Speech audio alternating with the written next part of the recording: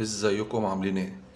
معانا النهاردة كم معادلة كده، مش كتير، هما 3 معادلات. للي بيحبوا معادلات الكبريت وتشغيل الدماغ. تمام. أول معادلة زي ما انتوا شايفين مطلوب تحريك عضو واحد فيها. 17 - 2 بيساوي 5. معانا 10 ثواني وهقول لكم الحل بتاعها ايه.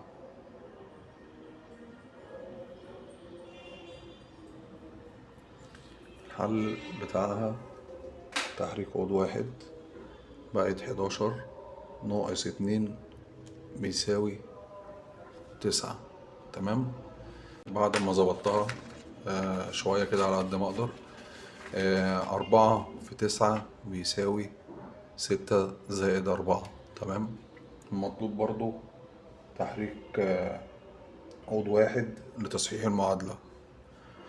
ما يغشكش إن هي معادلة طويلة كده، ولا يغرك إن هي معادلة طويلة. هي بسيطة، هي المعادلات ديت بتبقى خداعة. تمام. معانا برضو 15 ثانية عشان نشوف الحل. تمام.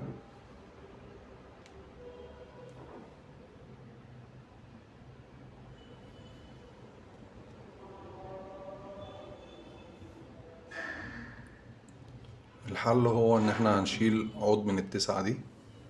تمام. هتبقى 4 في 3 ب12، زائد نحطه هنا هتبقى 8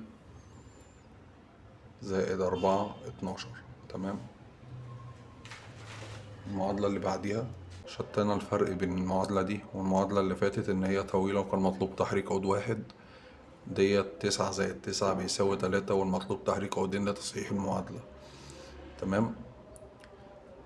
سهلة هي خالص. والمعادلة ديت ليها 3 حلول. تمام. اكتر من حل عامة. انا هقول حل واحد بسيط، وهسيب لكم انتوا الايه الحل التاني والتالت او اي حل غير اللي انا هعمله دوت في الكومنتات. تمام. هتبقى 9 - 0 بيساوي 9. ازاي؟ ادي كده انا خليت ال9 دي 0، وادي ناقص، وخلينا هنا ال3 ديت 9. تمام. سلام. ومعلش بقى ان المعادلة كانت بتتلخبط. هستناكم في الكومنتات تقولوا لي ايه حل او حلين للمعادلة دي.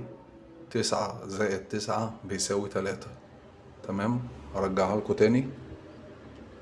9 - 9 بيساوي 3. المطلوب تحريك عودين لتصحيح المعادلة. سلام.